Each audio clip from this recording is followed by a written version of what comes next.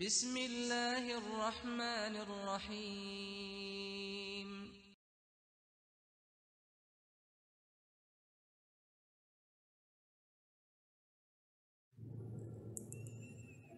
حضرت انس رضی اللہ عنہ بیان کرتے ہیں کہ حضرت صلی اللہ علیہ وسلم ایک شخص کی عیادت کے لیے تشریف لے گئے۔ آپ صلی اللہ علیہ وسلم نے دیکھا کہ بیماری کی وجہ سے وہ سوکھ کر چوزے کی طرح ہو گیا ہے۔ حضور صلی اللہ علیہ وسلم نے اس سے پوچھا، کیا تم دعا نہیں کرتے؟ کیا تم خدا تعالیٰ سے عافیت طلب نہیں کرتے؟ وہ شخص کہنے لگا، میں تو یہ دعا کرتا تھا کہ اے خدا، تو میرے گناہوں کے بدلے جو سزا آخرت میں دے گا وہ اسی دنیا میں ہی دے دے۔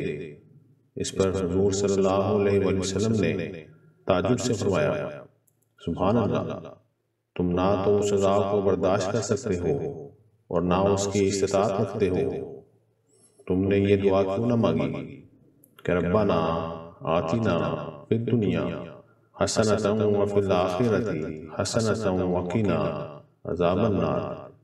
اے ہمارے رب، ہمیں اس دنیا میں بھی بھلائی عطا کر اور آخرت میں بھی بھلائی عطا کر اور ہمیں آگ کے عذاب سے بچا۔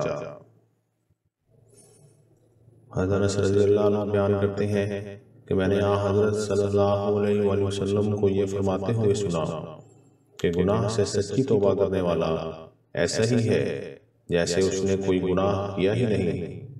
جب اللہ تعالیٰ کسی انسان سے محبت کرتا ہے تو گناہ اسے کوئی نقصان نہیں پہنچا سکتا، یعنی گناہ کے محرکات اسے بدی کی طرف مائل نہیں کر سکتے، اور گناہ کے بدمدائش سے اللہ تعالیٰ اسے محفوظ رکھتا ہے۔ پھر حضور صلی اللہ علیہ وآلہ وسلم نے یہ آیت پڑھی، ان اللہ یحب التوابین ویحب المتطہرین۔ اللہ تعالیٰ توبہ کرنے والوں و پاکیزگی اختیار کرنے والوں سے محبت کرتا ہے۔ عرض کیا گیا، یا رسول اللہ، توبہ کی علامت کیا ہے؟ آپ صلی اللہ علیہ وآلہ وسلم نے فرمایا، ندامت اور پشیمانی توبہ کی علامت ہے۔